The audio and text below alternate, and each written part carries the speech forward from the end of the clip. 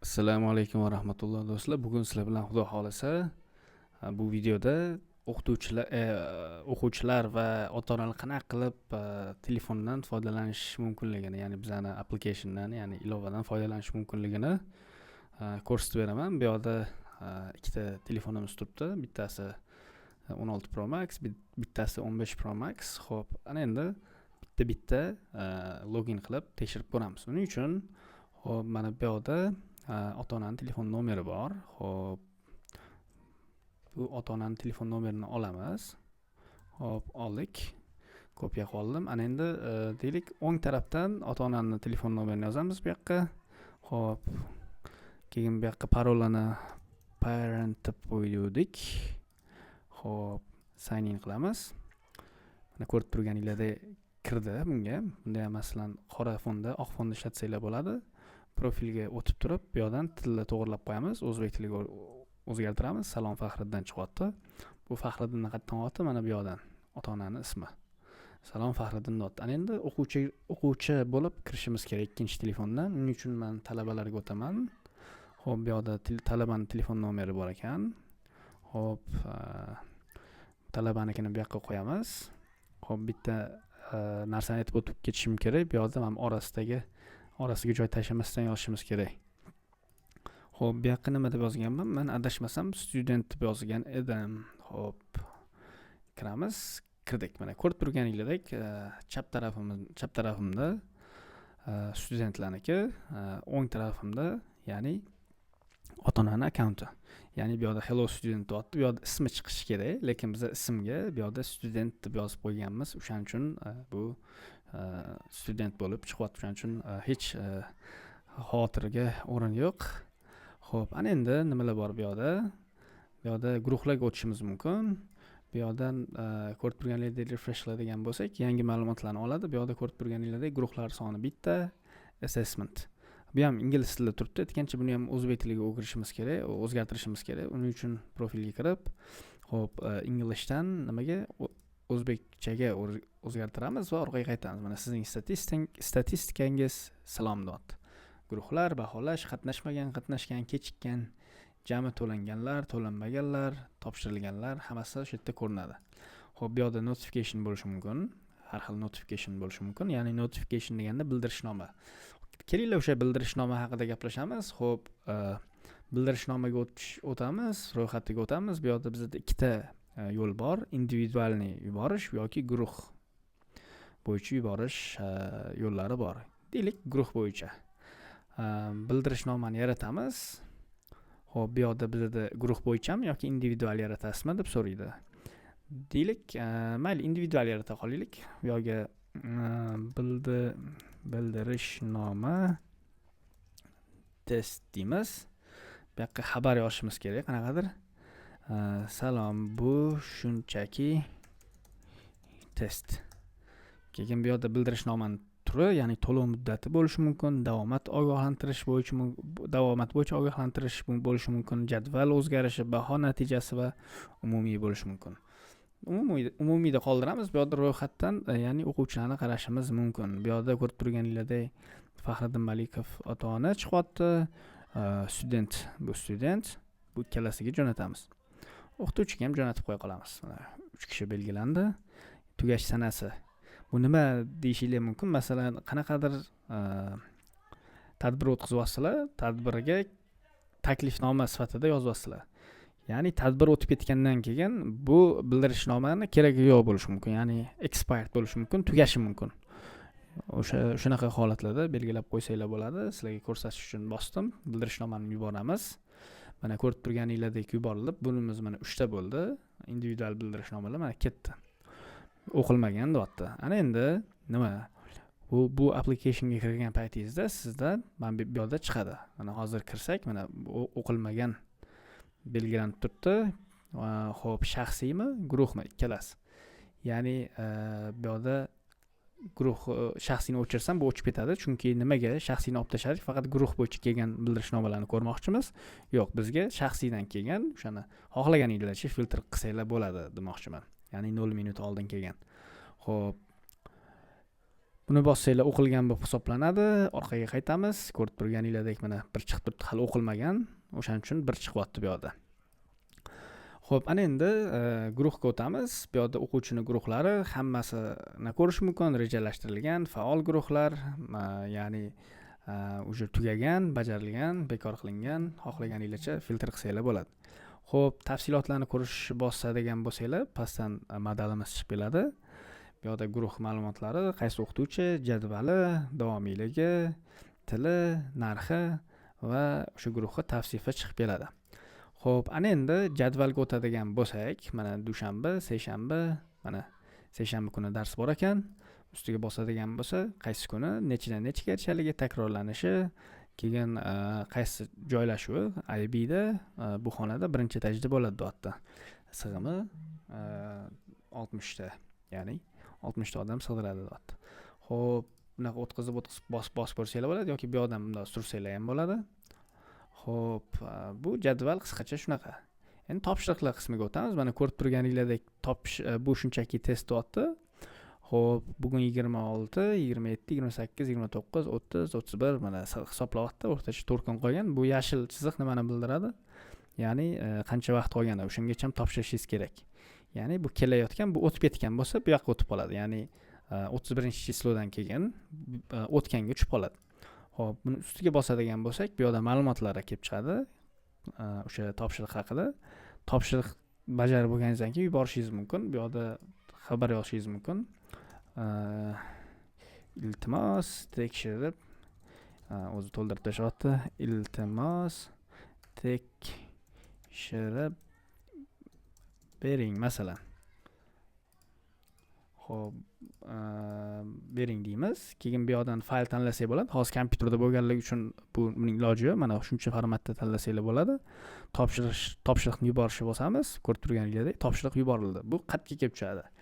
Ya'ni bu yerda bizda baholash bor edi. O'qituvchida ham ko'rinadi bu. Mana bu yerda kiradigan bo'lsak, mana o'quvchi topshirgan, mana talaba topshirgan vaqti, holati topshirilgan, bu yerda yozilgan, nima o'sha tavsif iltimos tekshirib bering deb yozganimiz, fayl qo'shgan bo'lsa bu yerda ko'rinadi. Xo'p, bunga endi baholash bosib, bu vazifani ochib ko'rib, tekshirib, baholab ko'rsak bo'ladi. Xo'p, deylik. Natijalarga o'tamiz. Bu yerda natija 0, 0, 0, 0 ko'rib turganinglardek o'tdi, o'tmadi hammasi. Ya'ni hali baholanmagan. Uning uchun baholashimiz kerak bo'ladi. Bu yerda tavsif bor. Xo'p, bu yoqqa ball yozsak bo'ladi. Masalan, maksimal ball 100, o'tish balli 60. Deylik, biz 70 ball bersak, izoh ajoyib. Xo'p, bosadigan bo'lsak, buni qo'shiladi. Endi buni qanaqa qilib ko'ramiz desanglar, masalan, bu yoqqa boshqatdan kirsanglar, ko'rsatadi. Ya'ni bu shunchaki test. Mana bu yerda baholari, o'qituvchining qo'ygan sharhi, bu yerda o'sha kerakli ma'lumotlar hammasi bo'ladi. Xo'p, mana endi ota-onalarga o'tadigan bo'lsak, mana bu yerda xo'p, mana ota-onaga o'tdim. Ko'rib turganinglardek, mana oxirgi natijani ko'rsatyapti o'quvchisiniki. Ya'ni to есть o'quvchi emas, farzandiniki. Bal o'tdi deyapti. Ya'ni 70 dan 100 bo'ldi, mana topshirildi. Endi bolalar bo'limiga o'tamiz. Bu yerda nechta bolalari bo'lsa, mening bolalarim deb yozilgan bo'ladi, chiqib keladi. Mana student, aktiv, to'lgan sanasi, davomat hali qilmadik. Natijalarga o'tadigan bo'lsak, mana bu yerda shunchaki test bundan o'tgan. Ustiga bosadigan bo'lsak, ma'lumotlarni ko'rishimiz mumkin. Xo'p, imtihon, test, uyga vazifalar, ya'ni turlariga qarab bemalol o'zgartirsanglar bo'ladi buni. Xo'p, orqaga qaytamiz. Xo'sh, ana endi davomatni ko'rishimiz kerak bo'ladi sizlar bilan. Xo'p, bu yerda baholash bo'ldi. Mana bu yerda ko'rib turganinglardek, boshqatdan ko'rsak, mana o'rtacha ball 70, ya'ni nechta o'quvchi bo'ladigan bo'lsa, bitta vazifa berildi o'qituvchi tomonidan. Bu qanchalik darajada o'quvchilar o'ta oldi bundan. Eng yuqori balli o'tish darajasini ko'rsatadi, keyin o'rtacha baholarni ko'rsatadi. Xo'p, ana endi bu yerda natijalarni ko'rishni bosamiz. Bu yerda natijani o'zgartirsak bo'ladi. Masalan, noto'g'ri baho qo'yilgan bo'lsa, buni deylik, masalan, 40 qo'yadigan bo'lsak, yomon deb qo'yadigan bo'lsam, bu yerda natijani yangilash qiladigan bo'lsak, bu o'sha o'tmadi bo'lib qoladi, ko'rib turganinglardek. Bu yerda nima bo'ladi? Xo'p, agar men bosh sahifaga o'tadigan bo'lsam, ko'rib turganinglardek, o'sha o'qituvchi ota-onada ham ko'ryapti. 40% olgan, bu o'tmadi deyapti imtihondan. Xo'p, mana bu yerda bunga ham kiradigan bo'lsak, masalan, bu yoqda ham ko'rishingiz mumkin, o'tmadi deb chiqyapti hammasi. Ichiga kirsangiz hammasi yomon deb boyagi o'sha baho o'zgartirilganligi haqida ko'rsatyapti mana. Bu yoqda mana 100 bunisi 30 bali 60 bo'lgan, bu 40 qolgan, ozgina yetmagan. Mana bu diagrammadan ham ko'rsanglar bo'ladi. O'shadan ham o'shanga qarab o'zgaradi. Buni qaytarib qo'yamiz, kayfiyatni ko'tarmaymiz. Tak, deylik 80 qo'yib qo'yamiz bu yoqqa. A'lo darajada deymiz. Natijani yangilab qo'yamiz, 30 bo'ladi. Xo'p, bu yoqda ham bitta yangilab olsak, bu yoqda ham mana 80, bundan ham mana 80. Ko'rib turganingizdek yashil bo'ldi. 30 degan ma'noni bildiradi. Xo'p, ana endi davomat haqida gaplashamiz. Davomat qanaqa qilinadi bu yoqda? Buning uchun biz guruhga o'tishimiz kerak bo'ladi. Ya'ni guruh bo'yicha davomat qilinadi. Guruh ichiga kiramiz. Mana ko'rib turganingizdek bu yoqda ham ma'lumotlar o'zgarishni boshladi. Xo'p, mana bu yoqda o'quvchilar soni, davomat, baholash, mana baholarni ko'rsatadi. Dars jadvali, mana bu bir haftalikni ko'rsatadi. Xo'p, ana endi davomatga o'tamiz. Davomatni belgilashni bosamiz. Bu yoqda vaqt oralig'ini belgilashimiz kerak. Mana masalan, bugun 26 10:00 dan 12:00 gacha. Xo'p, bu yoqda o'quvchilarning ro'yxati chiqadi. Bu hozir bo'lib qopti. Bu bor bo'lib chiqishi kerak, ya'ni bor degani. Darsga qatnashdi, qatnashmadi, kechikkan, ya'ni uzrli bo'lishi mumkin, sababli bo'lishi mumkin. Bu yoqda necha minut darsga qatnashganligi, qanaqadir eslatma yozib qo'yish mumkin bu yoqda. Saqlashni bosamiz. Xo'p, mana ko'rib turganingizdek bu bo'ldi, deyapti. Ana endi e'tibor qilgan bo'lsanglar, ko'p joyda ba'zi bir joylar tarjima bo'yicha ozgina muammolar bor. Bular xudo xolasa tez kunda bartaraf etiladi. Bo'yicha muammo yo'q, xudo xolasa. Xo'p, ana endi orqaga qaytamiz. Mana ko'rib turganingizdek davomat 100 bo'ldi. Xo'p, davomatga o'tadigan bo'lsak, bu yoqda ko'rsatiladi. Ana endi baholash, bahoni ko'rdik. Bu yoqdan buni sketchatib olsak bo'ladi. Boya upload qilgan faylimizni o'quvchi ham sketchatib olsa bo'lardi. Ko'rsatish esimdan chiqdi. Xo'p, bu yoqda mana dars jadvali, davomat. Ana endi o'quvchilarda qanaqa ko'rinadi bu ota-onada? Bolalarga o'tamiz. Davomatga kiradigan bo'lsak, mana ko'rib turganingizdek 2 soat dars bo'lgan. Mana sanasi уже mana present, ya'ni bor. Ichiga kirsak, to'liqroq ma'lumotlarga ega bo'lishimiz mumkin. Mana qatnashgan, kechikkan qilsak yo'q, qatnashmagan qilsak уже nima deydi? Bu yerda ham ma'lumotlar yo'q.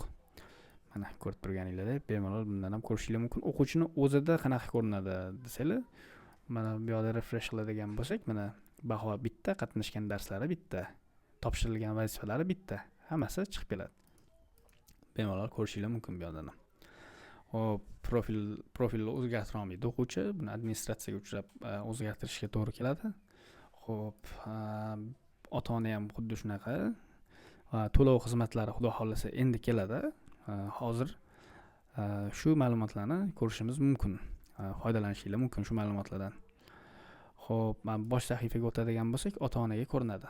Ya'ni bu yerda oxirgi natijalar, kelayotgan darslari. Xo'p, bu yerda yana qo'shimcha ma'lumotlar, keyingi darslarni ko'rsatadi, bildirishnoma, boyaga haligi kelgan bu yerdagi ota-onaga ham kelgan. Ota-onadan ham ko'rishimiz mumkin. Ota-onada ozgina boshqacharoq, nima bu yerda boshqacha, ya'ni o'ziga, ota-onaning o'ziga to'g'ridan-to'g'ri yuborilgan xabarlarni ko'rish mumkin, bolalariga yuborilgan xabarlarni ham ko'rish mumkin va guruhga yuborilgan xabarlarni ham ko'rish mumkin. Ya'ni bolalarga kelgan o'sha ma'lumotlarni bemalol ko'rish mumkin. Tarjima bo'yicha ozgina muammolar bor. Muammo emas, o'sha uni ustida ishlayapmiz. Ingliz tilida ishlatadigan bo'lsangiz hech qanaqa muammo yo'q. O'zbek tilida, ozgina rus tilida ozgina muammolar bor. Bu aytgancha rus tilimiz ham bor bu yerda. Rus tiliga ham o'zgartirib bemalol ishlatsanglar bo'ladi. O'zbek tili menga qulayroq bo'lganligi uchun o'zbek tilida ko'rsatdim deyman buni. Xo'p, mana bu yerda ana endi keyingi videoda xudo xolasa litlar qanaqa ishlaydi. Bitta narsani ko'rsatish esimdan chiqdi. Bu yerda xonalarga o'tib, bo'sh xonalarni ham ko'rsak bo'ladi.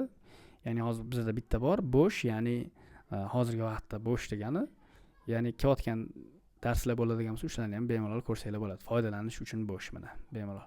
Statistika qilib bitta xona bor, bandlari 0 ta. Bu ham statistikada ham ko'rsatadi sizlarga. Xonalarni ham boshqaruv. Shunaqa. Xudo xolasa keyingi darsda litlar bilan qanaqa ishlashni ko'rsataman.